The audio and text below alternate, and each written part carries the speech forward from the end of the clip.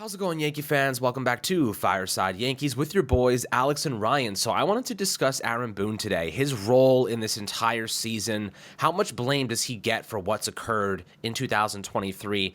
I know there are a lot of people that want him fired. There's a lot of people that think that maybe he's had a really big hand in this entire F-up for the most part. And I think that there's some logic behind that. I do think that there's a lot being attributed to him that may not be his fault. So I kind of want to give our takes on that, give our perspectives. And then Aaron Judge came to his defense yesterday when Andy Martino of SNY asked, about Aaron Boone's position, if he thinks that he should be the manager moving forward. Judge came to his defense, and I think that we can get one thing out of the way.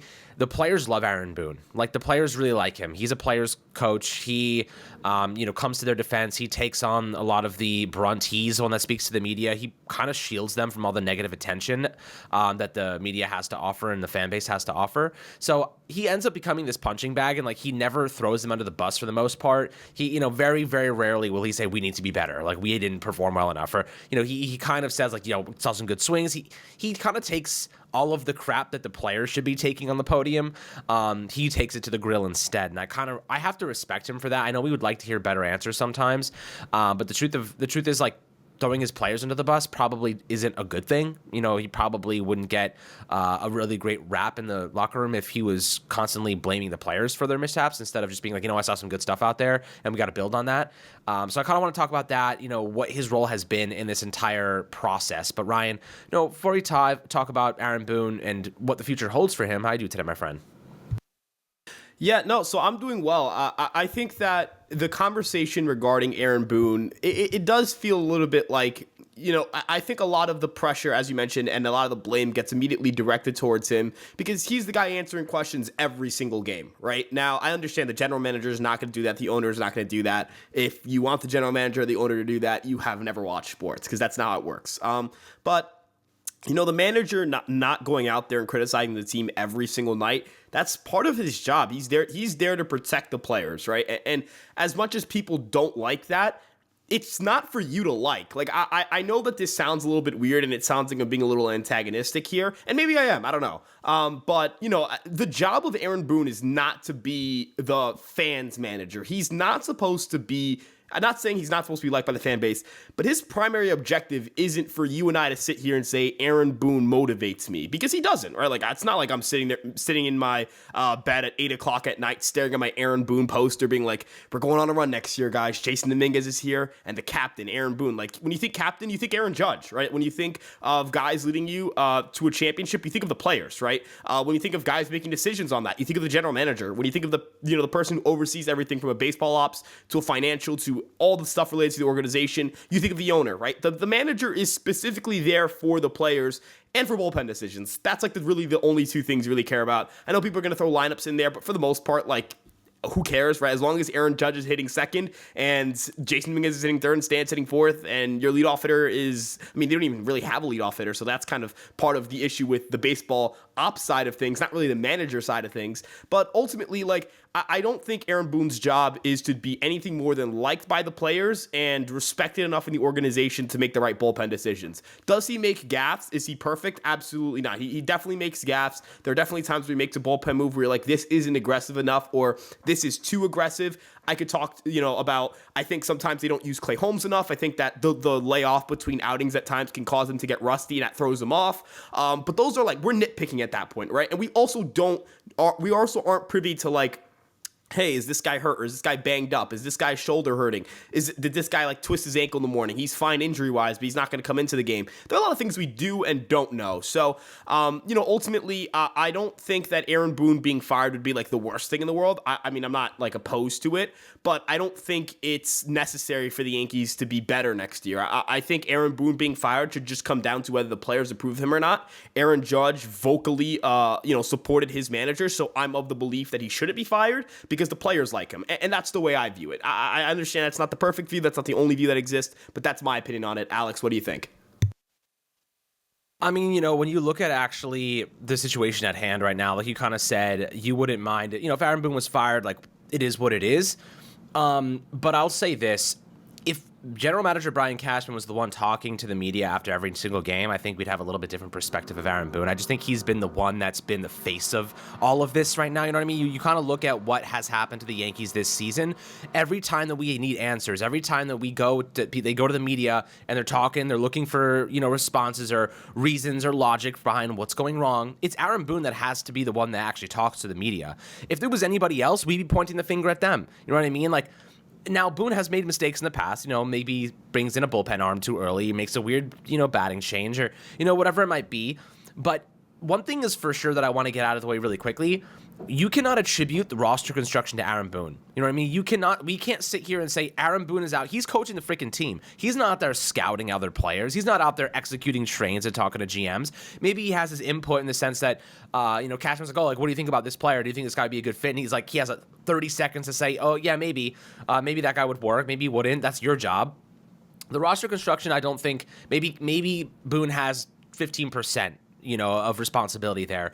That entire, decision-making process comes down to the analytics department, comes down to general manager and some of those executives that have helping Cashman kind of navigate the waters right now. So I'd say like a good 85% of it is attributed to everybody else. So when we're talking about this team struggling, Aaron Boone can't make Giancarlo Stanton hit over 200. Aaron Boone can't make Aaron Judge not run into a concrete wall. Aaron Boone can't go out and make Jake Bauers a competent hitter, that can play at a high level every single day. Aaron Boone can't make Greg Allen, the freaking Bernie Williams. He can't make these guys play well. He can coach them. He can make them like him. He can make them support him, and he can support them to the media. But he's not going out there and swinging the bat. He's not going out there and pitching. He's not, how is he supposed to make Carlos Rodon is making $27 million or something like that? He has $162 million over 6 years. How is he going to go out and stop him from getting injured? You know what I mean? This is roster construction moves. That is making decisions, Cashman going out and saying, oh, let's go get this guy or the analytics team, whoever the hell is saying these things or helping to make these decisions. Let's go get this injury-prone pitcher. Let's go, and for what it's worth, we wanted Rodon at the time. We didn't anticipate how bad it would end up getting, but we were just wanted anything. I think we kind of wanted offense a little bit more than pitching, but, it's never a bad thing to have great pitching. But with that being said, a lot of the decisions that they've made have flopped. It's not our job to put together the team. It's their job. They're being paid $4-5 million a year as a general manager to know the ins and outs of the industry. They have all the data. They have all of the information, the equations, everything to do a good job. $290 million payroll. We don't have any of that. We're just speculating. So, when you're looking at them, they have all the advantages to actually make good decisions. The fact that they're not and they continuously make bad ones is what's concerning to me. What are the decisions that Aaron Boone have made to construct this roster?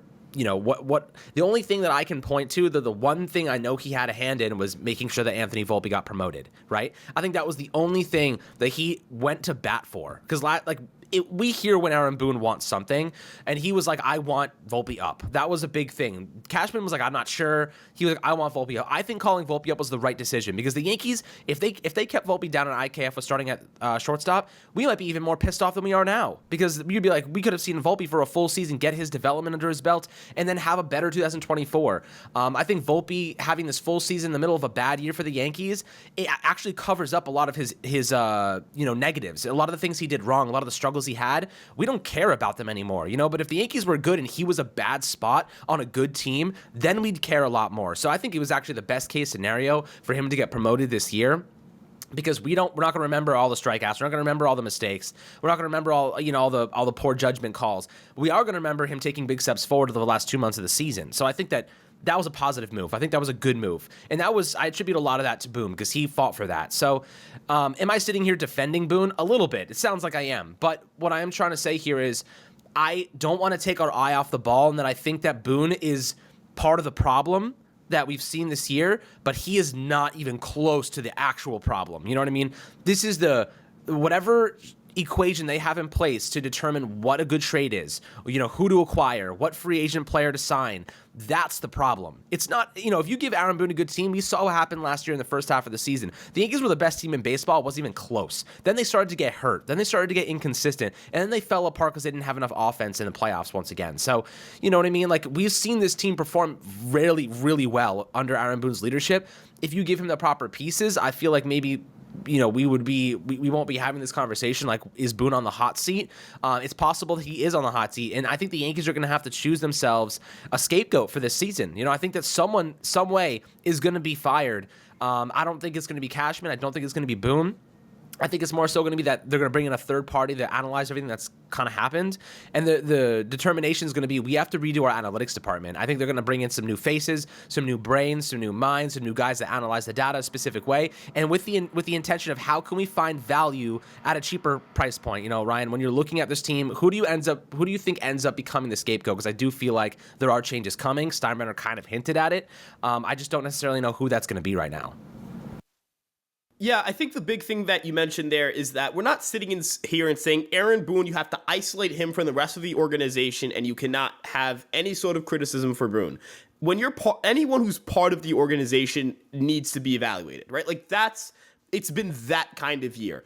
Being 500 I understand being 500 compared to the rest of the league isn't that bad, but being 500 when you were trying to win the World Series is a massive disappointment. And so, there are things that you have to ask. We know that he's gone to bat for to continue to play IKF. Last year, we know he played a big hand in IKF continuing to play shortstop. He was the one penciling IKF in over Oswald Peraza. And how has that worked out, right? That didn't work out very well for the Yankees last year.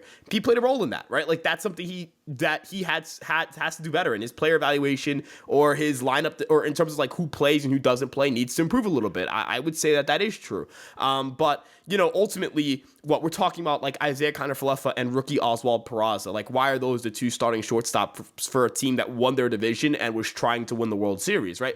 That falls on, baseball operations and all that stuff. It's very easy to pick the right player to play when the options for players to play are, this is a pretty good player, a strong defender at shortstop. Even though Anthony Volpe isn't, killing it this year, he's been solid. An Anthony Volpe type is a shortstop on a World Series winning team. I don't care what people tell me. I think he is. I think he's more than capable of being that. I think this year he's done enough, at least defensively, to prove that he's capable of that right now. Looking at the rest of the roster, it's just not very good, right? I can't sit here and say it has been. I think that the biggest change has to come with their players, right? Who they use, the shift into relying more on their farm system too. I don't want to sit here and say that the Carlos Rodon contract is a disaster in year one. I understand that it's right now it does not look very good. When we're talking about a guy with injury issues and projecting them for the next 5 years, that's never going to look great. And you wanted to get a lot of the value in year one because you know how injury prone he is. But I will say I'm going to give him year two. I'm going to wait. But with that being said, why? Did the Yankees have to give him $162 million? I guess the question now, looking at how the farm system's taken another leap this year, you look at, Chase Hampton, he's emerged as a consensus top 100 guy. Drew Thorpe, we've talked about Drew Thorpe all year. Will Warren's been killing it in AAA for the last 2 months, right? So, did the Yankees have to go out and pay him $162 million? That's going to be a question you have to ask yourself, right? And you can't undo that contract. That's fine. But going forward, what is your reliance on the farm system versus taking expensive gambles in free agency look like? And that's not saying don't sign star players. That's saying, hey, how about we save those bullets on that $50 million investment on Josh Donaldson, or $162 million investment on a guy like Carlos Rodon, or a $90 million investment on DJ LeMahieu, and have those players instead be guys that you developed internally that can give you similar value, and then save those big bucks for a bigger contract. Again, this I feel like every episode my brain immediately goes to Juan Soto. But these are the New York Yankees, right? And I was actually listening to the Name Redacted pod, which is a Red Sox podcast, because I like listening to other fans' podcasts, just kind of get a perception of where they feel like their team is and kind of pick ideas and stuff like that. And they were talking about how the Red Sox, where is that trade for Adrian Gonzalez, or trade for Pedro Martinez, or acquire Manny Ramirez move? Where's the Yankees you have Garrett Cole, right? But on the offensive side of the ball, you have Stanton, but it hasn't panned out the way you wanted it to. You want to, and it's been 7 years now, right? So it's been a while. You're the New York Yankees. You have an abundance of money. This team spent the second most money out of any team entering the season, and they have the most expensive position player core in baseball.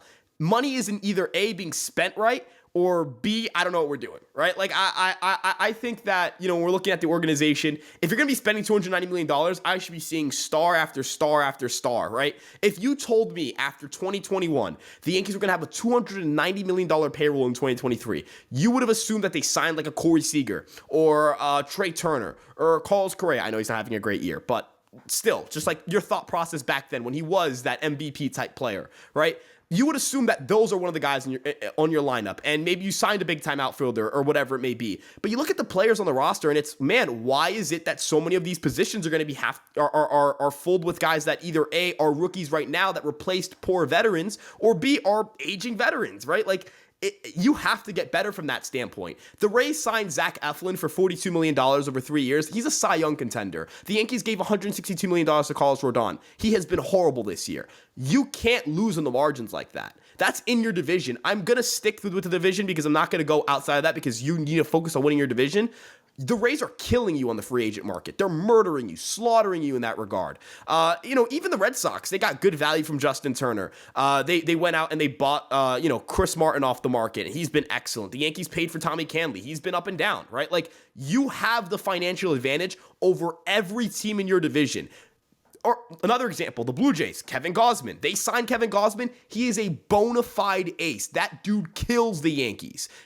I don't understand. Maybe I'm not. I don't understand. I'm not even gonna say maybe I'm not seeing it a certain way. You can't get beat like that. You cannot get beat financially. We can talk about, well, they're playing poorly on the field, this and that, beat in terms of the standings and individual games, whatever. You can't get beat on the financial margins. That cannot happen. And then you expect to go out and win a World Series. It can't happen. It can't. And that is independent of Aaron Boone. That right there is the biggest issue with the Yankees, in my opinion. They are financially losing on the margins in every regard. Like, Alex, I'm going to pass it off to you like this. What is the last big free agent signing? You look at Garrett Cole, worth his money. Aaron Judge, he'll probably be worth his money. There's no world where you could justify not bringing him back. If you look at some of those like mid-tier signings, though, which ones have given the Yankees like positive net value? Rizzo? No. LeMahieu? No. Stanton? No. Donaldson? No. Rodon? No. I mean, who's the guy who's giving you the market value? Yeah, well, that's kind of what leads us to the all the end all be all of the situation of that. Who the decision makers? You can't blame Aaron Boone for these things, guys. If they got rid of him, it would be what it is. He'd be a scapegoat. Because the person getting rid of him would probably be Cashman. I don't think Cashman wants to get rid of Booney. I think it would have to be a third party would have to come in and say this is the guy that is ruining everything. And I don't think they're going to point to Boone in this situation. I think they're going to say the analytics, whatever variables are impacting Cashman's decision making. Those are the things. If they're not going to fire Cashman, they need to figure out why he's making these decisions and then focus in on that and then eradicate it. Right? They need to figure out what is impacting Cashman's decisions. Why is he making these god awful moves? Why is he acquiring players that have net negative value? Why is he going after aging veterans with injury prone history? What is the logic there? What is telling him to do these things? Then we attack that. It could be other executives. It could be Cashman himself, or it could be an analytical equation that's kind of telling him to do these things. It could be a mash of all those things, and maybe that will result in a lot of overturn this upcoming offseason. But you hinted at it. Really, you hinted at the lack of value they've gotten, some of the poor decisions they've made because of the analytics, some of the mistakes they've made in context with you look at what the Rays do, or you look at what the Astros do, you look at what other good teams accomplish with a much lesser payroll, and you have to ask yourself, why aren't we doing the same thing? What is so different about our strategy compared to theirs? And I think we're investing a lot in scouting players that have maybe 6-7 years of experience, whereas we should be going out and finding players that may not have that much experience but have a lot of upside. Do they have the tools that fit our profile that can turn into something that can be productive? You mentioned like Aaron Judge. They had to sign him because if we don't have Aaron Judge right now, we actually would be screwed, guys. Like we wouldn't if we don't get Judge, who knows what we would have ended up with, and we would be in a world of hurt right now. Next year, we have the prospect of having Dominguez and Judge in the outfield. Maybe you bring in somebody else. Maybe Pereira takes a big step forward. The infield, Gleyber Torres is a great player right now, guys. I mean, defensively, he's had his moments this year where we've been like, oh, okay, not the best. But he's turning into a consistent offensive piece. If he can do that and improve his defense a little bit, get back to his 2022 version, we're going to have a good player on our hands at second base. Rizzo's going to come back fully healthy, hopefully, and he'll be a fine player. Like, he can be a good player. We just didn't know he was concussed for 3 months. And I think that's another point in the direction of, okay, you know what? Like, the medical staff is missing shit here, guys. Like, let alone the Frankie Montas shoulder. You don't even realize your guy is concussed. He's exhausted. He's dazed. He's confused. He's dizzy. He can't see the ball. Like, no one figured it out. Like, what is the medical staff doing that they can't see these obvious signs? He got kneed in the head. they didn't monitor him, obviously. He passed the initial tests, but it's not like we haven't seen this before with Clint Frazier. It's not like we haven't seen these concussion symptoms, happen over a prolonged period of time. Why did it take so long? That's my problem. Like, how are you missing these things? They should not be missing these things. They're paid millions of dollars, some of these guys, to identify these mistakes, identify these players. Why is this happening? Why? I've never seen Rizzo strike out 5 times in a game in my life, and we saw that happen this year. I mean, then he went on a stretch where he didn't hit a home run, maybe hit 1 homer for in 2 months. This is not the Rizzo we're used to. Something is up with him. I'm upset that no one realized what was happening to him earlier, but there's a lot of factors on this team that just aren't up to par, and I ultimately think that we're gonna see a lot of overturn this year. I don't think we're gonna see Cashman gone. I don't think we're gonna see Boone gone, but I think a lot of those pieces behind the scenes, impacting their decisions, impacting their choices, those are the variables, those are the catalysts that need to go. So I do believe that we're gonna see change, and we'll have you guys covered every step of the way for what the Yankees end up doing. But guys, always happy to hear perspectives below in the YouTube comments. Make sure to like and subscribe as always, and we'll catch you guys on the next one.